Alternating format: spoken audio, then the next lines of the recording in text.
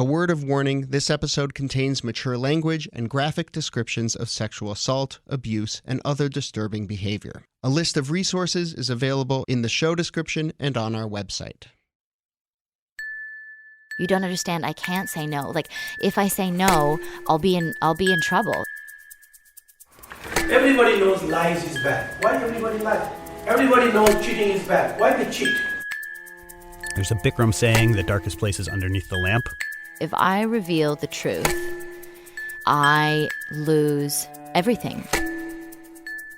Part 4. Truth. Tonight, explosive allegations against one of the richest and most famous yoga gurus on earth.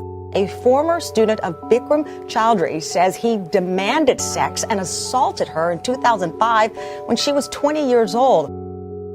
In March of 2013, a woman named Sarah Bond was the first to come forward and break the code of silence and shame that she and Janelle Leet and so many others have been operating under for years. She filed a lawsuit, and within days, her story was all over the news. He was only in his boxers and a t-shirt, and he pushed himself up against me and he held me up against the door, and he just started kissing all over my chest and my body, and he'd pushed himself into me very hard. Sarah was widely known in the Bikram world. Her public accusations against Bikram encouraged other women to come forward with stories of their own. We were watching a movie, and he grabbed the back of my head and he kissed me. And I pulled away. I said, please don't. You're a guru. The world believes in you. I said, nah, I'm just a man. And at that point, the teacher's page was just exploding with this information. The allegations against Bikram kicked off a heated and difficult conversation, largely on social media, which had become the easiest way for thousands of teachers spread around the world to communicate. The Bikram Yoga Teachers page on Facebook became the center of this dialogue. Liz Winfield was a member of that page and a teacher who had worked at headquarters. In the years before the allegations broke, she had a reputation for being a Bikram supporter. I was like #1 cheerleader, very pro Bikram. Liz is also a physician's assistant and had volunteered as medical staff at multiple teacher trainings. And she was the mother of a rising star in the yoga community. And then I just became this, the horrific soccer mom, like pushing my daughter to be the champion. The yoga championships, which had been launched by Bikram and Rajeshri, were a huge deal in the Bikram community. Rajeshri was using them as a platform to try to get yoga into the Olympics. Liz's daughter had won the competition in 2010, and her coach was Sarah Bond, who had competed in previous championships herself. Sarah would always say the same words. She would say, I didn't win the championship because I refused to sleep with Bikram. I wouldn't sleep with him. Liz kind of brushed it off and never pressed Sarah for any more details. I had never questioned Sarah on what she meant by that.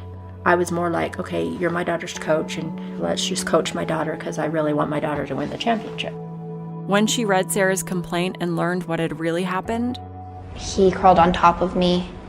He put his hand on my inside of my thigh, and the other hand he wrapped around me, and he was holding me there.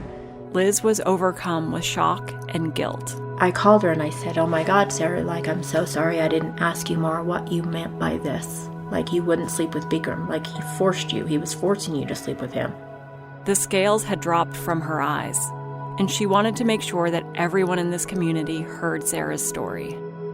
I just was like, I'm going to post this. I'm going to post this on Facebook because this is just not right. Liz wanted some kind of justice for Sarah, but a lot of the other people posting in that teacher group blamed Sarah, the victim. Everybody's like, how could she do this? And, this is her fault. And she was in the room herself. A lot of people argued that Sarah put herself in that position. She went to his hotel room. Never mind that his hotel room was also his office and his center of command at teacher trainings. She should have known what she was getting into by being alone with Bikram. And besides, people wrote, this has been going on forever. And then that was the common comment on this teacher's page. Well, we all know this has been going on for years. If you're actually able to say that, that means you know something's wrong. So how could you say that and then still blame the girls? And I've basically still tried to teach a Bikram yoga class after Sarah's document. And I could not get the dialogue out of my mouth during this class. It was so hard for me to teach this. It was my last class. And I was like, I can't do this. I can't repeat verbatim Bikram's words or his dialogue when I know what has gone on.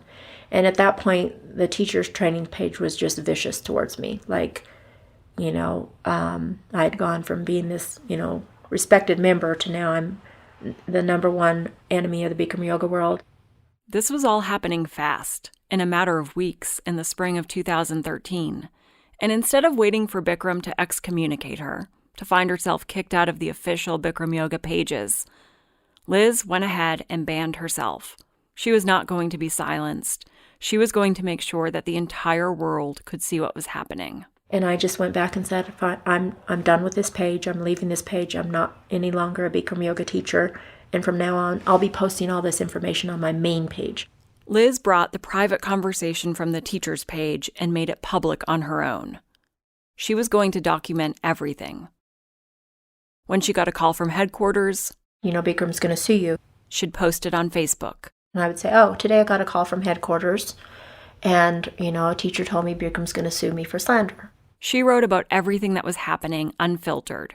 And when she had had enough, she posted a long manifesto to the community. It was kind of like, this is my official statement of all of this. And I addressed everything. I addressed Bikram in that. I addressed Rajashri in that. I addressed the senior teachers in that. And then I addressed the yoga studios on a whole. They're still sending students to teacher training. And you know, Bikram's still making like $4 million twice a year. And what is a studio's obligation to sending a girl to teacher training? Like if you send a girl to teacher training and she gets raped, that's going to be on you because you know now. All of this is public information of what's going on. And studio owners didn't like that at all. But it started to have an effect. For every person that was openly bashing me on Facebook, then it just became a cascade of events that was happening, and I would be getting private messages of this happened to me. These messages were stories, other victims reaching out to Liz to share their experiences with her because they felt like she was the only one listening, the only one who truly cared. They were messages from people who had heard stories, some they'd held onto as secrets for decades, about assaults and attempted assaults and unwanted advances Bikram had made against other women. Liz followed up on every message and tip she got. I remember it almost became like so much, it felt like a full-time job. And through the course of that, more girls would come forward. And one of them was Jill. My name is Jill Danielle Lawler. I went to Bikram yoga teacher training when I was 18 years old in 2010, Las Vegas. Taught for many years, and also I am the sixth woman to come forward with allegations against him regarding sexual assault. Jill's the young woman from Canada who loved this yoga more than anything and had gone to training convinced of this. Everybody should do this yoga, and that if everybody did it, the world would be a better place. The first few weeks of training, I actually thought he was quite funny, and my opinion of him was going really, really well. I really didn't expect to even meet Bikram in person. There were some 400 people at her training. Jill understandably expected to be nothing more than a face in the crowd. But then an opportunity presented itself. I befriended someone who was really close to him, which kind of led to the downfall of everything. Jill's new friend was one of the young women Bikram was always calling on to massage him during lectures and movies. And one night, several weeks into training, as all 400-plus trainees were sitting in the lecture hall waiting for a movie to start, Jill's friend started complaining about how the night before, after all the other trainees had gotten to go to bed after the movie, she had been forced to stay and massage Bikram while he watched another movie. She was exhausted. And I'm like, can't you just tell him that your fingers are tired? She was like, tell him that my fingers are tired? Are you fucking kidding me? No. Like, that's not an option. Literally as a joke, I said, I would do it for you, but I'd never given a massage in my life. I wasn't serious at all. And then she suddenly was like, really? You would do that for me? And I was like, oh God, fuck. And at that moment, Bikram walked over. He comes over, points at her, and he's like, you, over here. And she's like, Jill wants to massage you today. And I'm like, I never saw that. Like, what the fuck? Sometimes your whole life changes, and you're not even aware it's happening. It happens so innocuously, you become an unwitting participant in what's about to unfold. Jill didn't seek out the opportunity to massage Bikram. She didn't even want to do it. She was pressured into it. When she made her way to his chair, her biggest fear was that she wouldn't be good enough.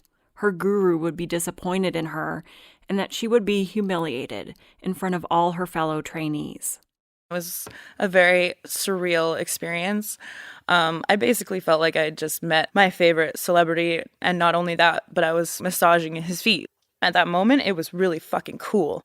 That feeling didn't last long. During the next late-night movie, Bikram once again called on Jill out of 400-plus students to massage him.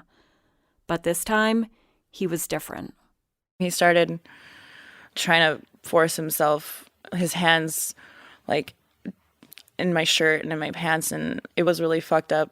I, like, bolted out right in the middle of the movie, bolted, was on my way, crying, didn't know what to do. I was going to go back to my hotel room, but then I stopped and was on this bench, and I remember 2 other trainees following me and being like, what happened? Why did you run out of the room?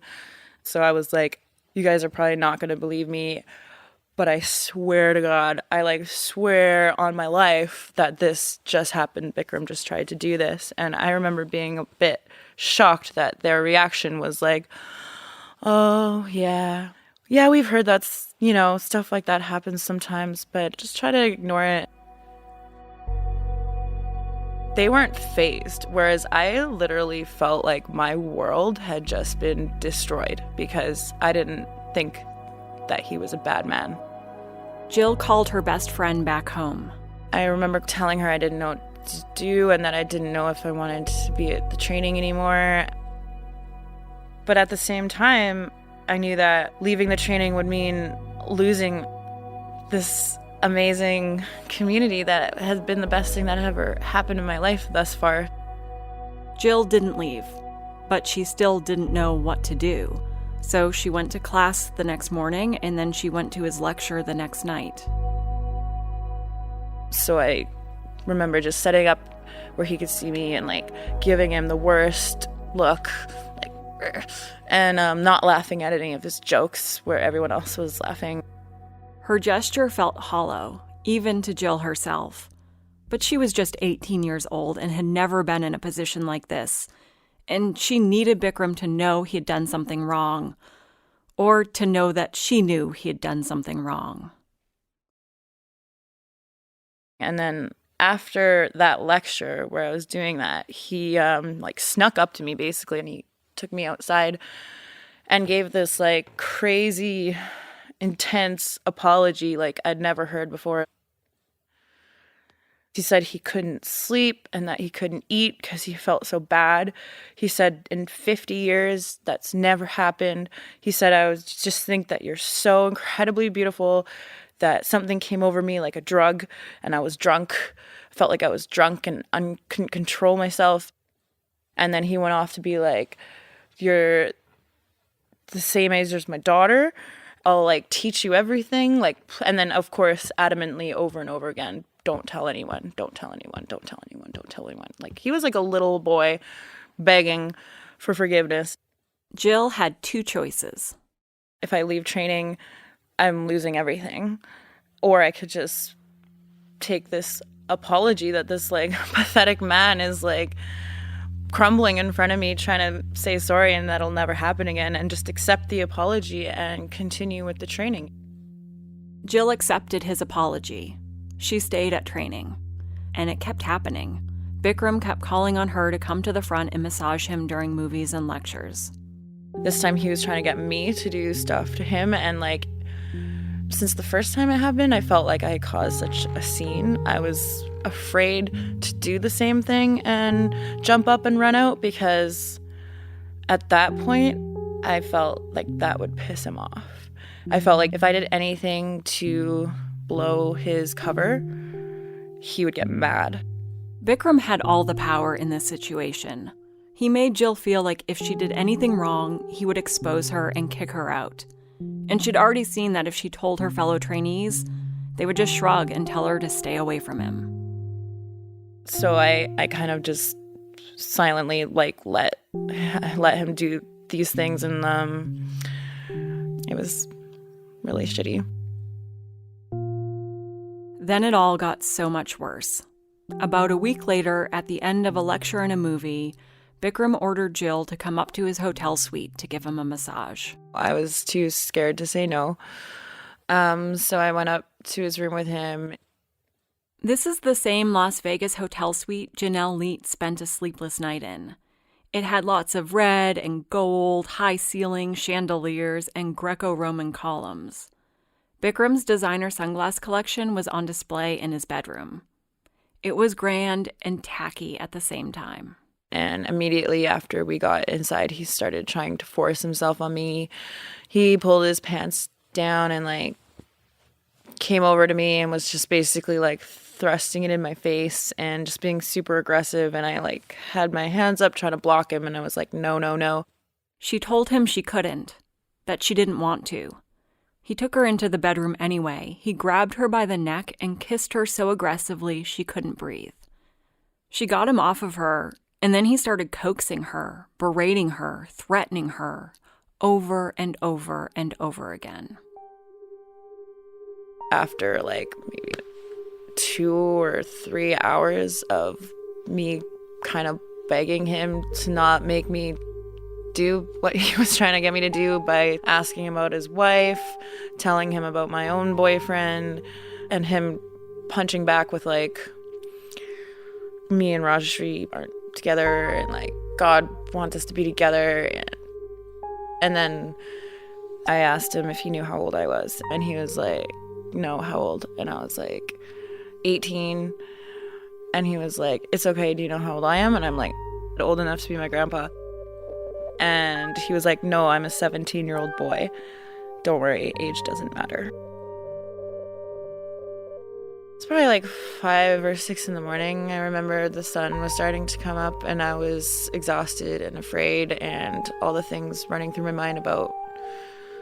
It comes down to when you feel like you can't tell if not doing it is going to be worse for you than doing it. So you decide to just do it because that seems like the easier, safer option. So it's shameful, and it was awful, and it was terrifying, but he just made me feel like I didn't have a choice. Bikram wore her down to a point where she felt like the consequences would be worse if she left the room than if he got his way. He ended up raping me, made it very clear that I didn't want to. During the attack, he was threatening and forceful and cruel, grabbing her, yelling at her, forcing her to say things he wanted. And when he finished, Bikram dismissed her and told her to clean herself up. I was really angry. I just remember in my head as I was going back to wherever I was going, just being like, I fucking said no, fuck, what the fuck just happened? I didn't tell anyone. Not even her friend who was also massaging him. I mean, deep down I thought, okay, there could definitely be something happening there now that this is happening to me. I was curious as hell to know if it was happening to her. But in order to ask her, I would have to admit something happening to me, so I didn't even ask her. Training became obviously way more difficult. I just felt completely alone, just a group of people, and then watching the group of people just laugh and love this man so much after I know this truth about him was really hard. At the end of the 9 weeks, Jill graduated from training and went home to Vancouver with her secret. But instead of retreating, she threw herself into the yoga. I felt like the horrible thing that happened just made me break up with my boyfriend, made me drop out of school. So all I had was this yoga. Jill didn't tell anyone what had happened to her. Instead, Bikram's assaults isolated her. The burden and shame of her secret made it impossible for her to maintain her old relationships, and it made it impossible to create new ones. The only thing she had was Bikram. So I just surrounded myself with it. I would spend all day on the bus just going from studio to studio because I had to be in the best teacher's class. I couldn't just, not only did I have to do 2 or 3 classes a day to feel like I did something productive, but it had to be the best teachers.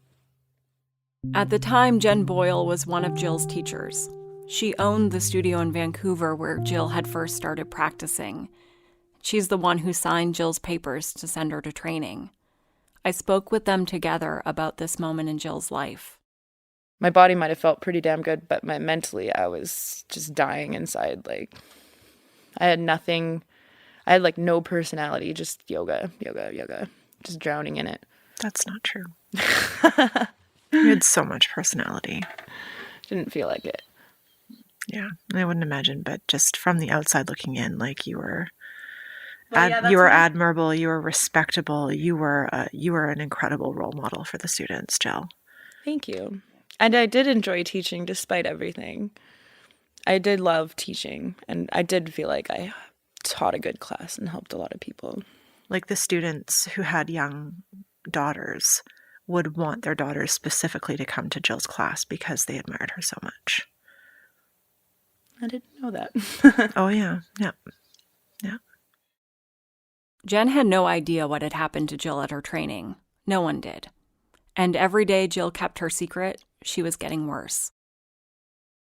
The other thing that Bikram would do a lot is body shame women, all the time, very bluntly. During my training, he would call me fat, and I never had a lot of confidence growing up, but I had never really felt fat before. Especially since I started doing the yoga, I had lost maybe 5-10 pounds, and all my friends and family were saying I'm in the greatest shape of my life. So suddenly I'm being told that I'm fat. So I remember basically after breaking up with my boyfriend and dropping out of college and feeling ashamed for everything that's happened in general, I just got really sick. I developed an eating disorder. I thought that if I went back to training and I was really sick, that he might realize that he fucked up and did something wrong, and maybe he would not do it or something. Jill was trying to heal herself from the rape and the trauma it caused, using coping mechanism after coping mechanism to somehow bring relief. But she couldn't shake the idea that the essential problem could only be solved by going back to the person who was the problem, Bikram. So a year after graduating from teacher training, she decided to return as a staff member. I needed some kind of validation that he had hurt me. That's the same reason that I glared at him, but on a way larger scale. She didn't find what she was looking for. Things just got really crazy when I went to be on staff. My eating disorder completely spiraled. She left training after just a few weeks, feeling unsafe and scared. Her struggle to find some way to stay in the community, but also protect herself from Bikram and get some validation, was getting her nowhere. And then, almost 2 years after Bikram had first raped her, she decided to take an offer to teach at the Bikram studio his niece Paloma ran in Pune, India. I decided to go to India because I had just been struggling so much with the eating disorder and just so obsessed with yoga that I decided to go to India because, change of continent maybe would help. It didn't. In Pune, Jill felt isolated in an even unhealthier way. She says Bikram's niece Paloma made her bulimia worse. She would tell Jill she had to lose 10 pounds by such and such a date. And the unspoken hope that being halfway around the world might protect Jill from Bikram evaporated. Bikram regularly visited India, and he came to visit Jill. At one point, he sent for me to go see him up in Ambi Valley, where there was another incident where we ended up alone together. And at that point, it was the same thing. Like, I'm in India in Ambi Valley. Like, there's literally no one to hear me scream for miles, actually. So I'm just kind of like reeling here. He assaulted you again after you had gone to India. Mm-hmm. Oh my God, honey. Jesus Christ. Yep. I didn't know that part. I'm sorry. Oh, it's okay. I mean, it's not, but... Well, no wonder when you're saying, like, I needed to feel safe from him, like, it's like 100, like, very literal. Yeah. Yeah. So at that point, and that was the last time that I ever dealt with that, because about a month later, Sarah Bond came forward. Jill heard about Sarah while she was still in India, and almost as soon as she'd finished reading Sarah's complaint, her phone started ringing. Bikram was relentlessly trying to call me. My phone was ringing off the hook. He was calling the studio and calling his niece Paloma and, like, desperately trying to get a hold of me, and I was ignoring it until I couldn't anymore. And then I called him back, and he was basically like, Jill, oh my God, my favorite student ever. You're just the most magnificent human, by the way. How are you? Like, oh my God, just like over the top. And it was the stupidest, weirdest phone call. He was just like, by the way, do you ever want to open a studio? And I was like, no, not really. And he was like, because if you did, I would pay for it. Do you need anything? Do you need any money? Like, he literally said, like, do you need any money or anything right now? And I was just like, no. But then it clicked. For the first time, Jill recognized that she was in a situation where Bikram was desperate. She knew the call had everything to do with Sarah coming forward. She knew he was trying to manipulate her into silence. And she knew she was in a position to ask for anything she wanted. And all she wanted was to get the hell out of the situation at last. I was like, I don't need any money, but turns out my dad's really sick and I gotta go home. And he was like, no problem. At this point, Jill called her family and broke her silence. She told her mother everything that had gone on and that she was coming home. She insisted not to let him pay for the flight. She flew me home. Jill's mother didn't want her daughter indebted to the man who was the cause of her pain. Once Jill was away from Bikram, the fact that Sarah Bond had come forward really began to sink in. Reading that complaint was obviously groundbreaking, because up until that point, even though I had a feeling like I can't be the only one, I still didn't have any way of knowing. So when that came out, and especially reading that some of the things he said to her or incidences she had with him were word for word the same. You are so beautiful. I felt drunk. I couldn't control myself. My wife is such a bitch. I can make you a champion. Nothing like this has happened in 50 years. God wants us to be together. Like, I know you from a past life. Like, you don't just say that to, like, when someone says that to you, you don't automatically assume that they say that to everyone. But then it's just proof that it's a game. That it's a game he's playing. In some ways, knowing she wasn't alone was the validation Jill had been seeking since her assaults began. But in other ways, it made her feel more alone than ever. Honestly, reading Sarah's complaint made me feel pretty shitty. And that's because she fought him. You can't see my quotation marks, but fought him off. Whereas I didn't. And it made me feel like I was, like, weak and that it was my fault and stuff. If anything, Sarah's complaint made me want to stay more silent. But Sarah's complaint wasn't the only one. Jill read the stories of Larissa Anderson, Maggie Genthner, Dana McClellan, and her friend from training, the one who asked her to massage Bikram in the first place, who still goes by Jane Doe 3. As she processed their stories, her understanding of what had been done to her began to shift. The other complaints where the girls went through what I went through and weren't able to fight him off, and when I read that I wasn't alone in that sense, that really helped me forgive myself and gain courage. I think Sarah was so brave to be the first one to come forward and be the first one to say something. I can't imagine And I'm so grateful for her for that. Almost immediately, Jill started writing down in detail what had happened to her. It was a way of trying to process it. It was a way to have a record of it.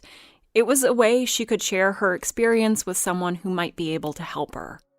And Jill saw what Liz Winfield was doing on Facebook, speaking out and advocating for victims. I sent it to Liz specifically because she was one of the only people in the entire community at that time that was saying something. And not just like something subtle, but she was screaming like, fuck this. And she was the only one that was like really, really out there with it. And I just felt, she made me feel like she'll believe this. She'll understand. She sent me a 7-page document. I still remember getting this document, and it just broke my heart. For her, but also because I was the medical personnel at her teacher training. And how could she not trust me enough to come, any of them, to come and let me know this had happened to them, which told me that I was viewed as the other side. Like I was viewed as somebody that was going to protect Bikram and keep this quiet. And how could you do that? Like I got this document that clearly outlines how he raped her. And she's even saying in it, you know, no, no, no. He pushes his dick in her face and is telling her to lick it and get it wet. Like, who gets a document like that and doesn't believe it? Like after reading Sarah's document of what he said to her, and then reading Jill's document, but the same words he's using on these girls that, and Jill's 18 years old, and this happened to her at her teacher training. Liz not only recognized the pattern in Bikram's behavior, she also recognized that a young woman was confiding in her about having been raped. She went straight to the police. Oh my God, this is a crime. I have to report this. She contacted the LAPD and talked to the officer who was already looking into the other sexual assault allegations against Bikram. And his first questions were along the lines of, well, these girls are adults. Like, they didn't have to stay around him. Why did they stay there? Why did they continue to be around him? And then he was like, and why did you volunteer so much of your time for free? And like, why did people pay $10,000 to go to this teacher training? And at some point, I just felt like, I finally asked him, I said, do you have any training in incest and cult worship behaviors? Because when you look at the Bikram yoga community as a whole, and you go back to the comment that I said, Rajeshri said on day number 1 of teacher training, we're your family now. Okay, so if this community is Jill's family, is Bikram her father figure? Yes. Is that like incest? Yes. And when you look at incest patterns, and you look at how they groom the person, and the person starts performing for the behaviors of attention, and then they start the sexual assault, it's all part of that pattern of incestual relationships. And then the person that is the victim is actually the one who feels guilty because they somehow didn't stop this, but they had no wherewithal to stop it. People are convinced that you're lying if you go back to your attacker. But there's a lot of reasons why someone would do that in a marriage or a father-daughter relationship. And that's kind of what this felt like to me. Was he was like almost like a family member. So I didn't want to destroy the family. And you look at that in the context of the Bikram yoga community. This is their guru. They loved him. I loved Bikram at one point. Like you're so caught up in this energy and this love and this community and this little bubble that you're in that you love this person. And then at some point that love turns into like a security because you're in the community. You have security. You have a job security. And then you're abused. And then you're confused. But you have to stay there because that's where your money is. That's your false sense of security. And that's your love. So that your love becomes fear. And then becomes, you're convincing yourself that you'll just stay because you love the community. Ultimately, the LA District Attorney did not press charges in any of the cases. The LAPD have not responded to any of my calls or emails, and the LA District Attorney, through a spokesperson, has declined my request for comment or interview. The more Liz learned, the more of her time became consumed with phone calls and emails, letting other community members know the stories that were surfacing. These conversations started to push members of the community to rethink moments from their time with Bikram, to see them in a new light. When she told studio owner Tiffany Rhodes Friedman about Jill Lawler, it immediately reminded Tiffany of something from her own teacher training. Towards the end of training, there was a time that all of the staff came around during our posture clinics. We were all exhausted, and they said, listen, if you get one person from each group to volunteer to go to Bikram's hotel room and massage him, everybody else can have the night off. And I remember turning to a young girl who was a masseuse. And I was like, won't you please do this for us so that we can sleep? So when Liz read me this story of this girl who went to his room, and sorry, it's so hard to think about this and think about my behavior in it. But I instantly, when she was reading this, thought about, begging this girl to go to his room. And I just thought back to that moment and thought, oh my gosh, I would never in my right mind, had I thought any of this would have happened, would I ever have sent anyone into his room? I would have said, no, absolutely not. No one from our group is going. I am a strong woman who has stood up to so many bullies in my time, and I'm powerful. I own a studio. Like, why on earth would I have ever done this? After hearing Jill's story, Tiffany reached out to the young woman she had begged to go to Bikram's room. Thankfully, that woman says she was not assaulted. But all of a sudden, there were a lot of people in Tiffany's situation, trying to process what they may or may not have seen, what they may or may not have turned a blind eye to, and what to do with this knowledge that Bikram was accused of raping and assaulting at least half a dozen women. Bikram Chowdhury's success story now being threatened. Lawsuits filed by a half dozen women claiming he sexually assaulted or raped them. It seemed to me that there were three camps. We very, very quickly were divided into three camps. Eric Jennings, the teacher and studio owner from Decatur, Georgia, watched as his community reacted to these revelations.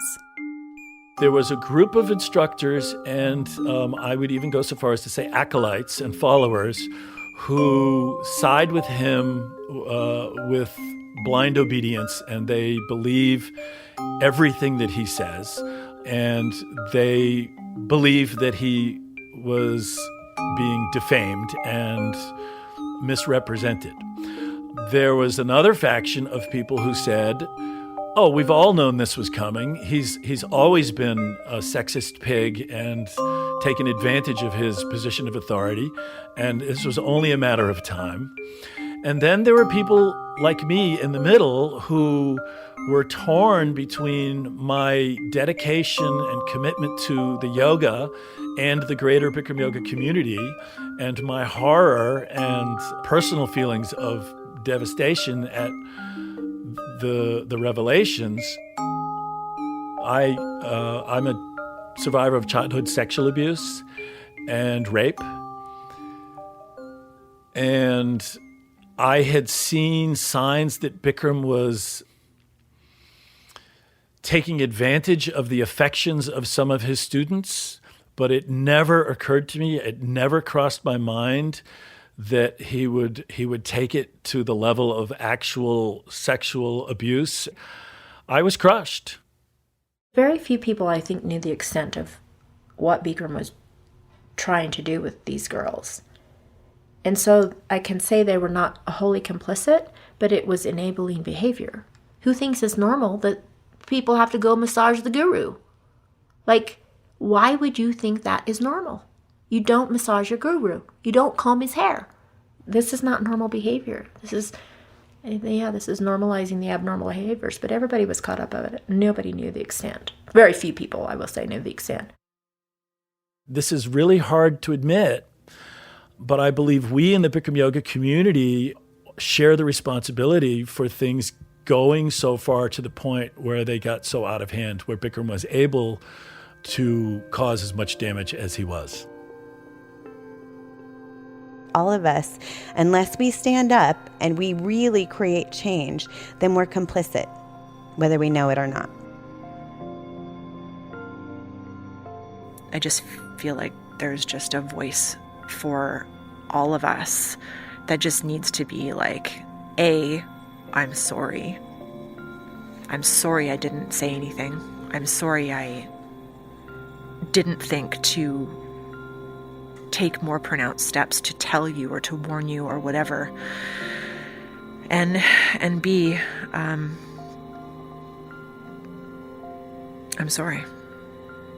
A, I'm sorry. B, I'm sorry.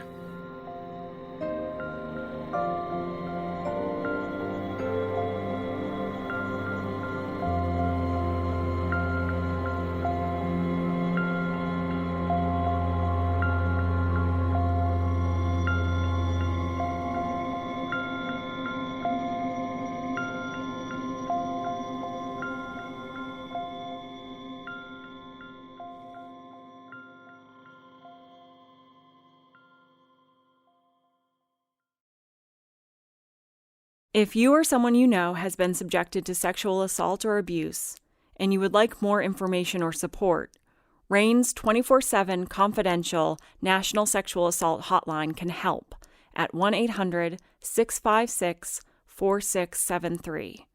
If you are outside the United States, Pathways to Safety International can be reached at 833-SAFE-833.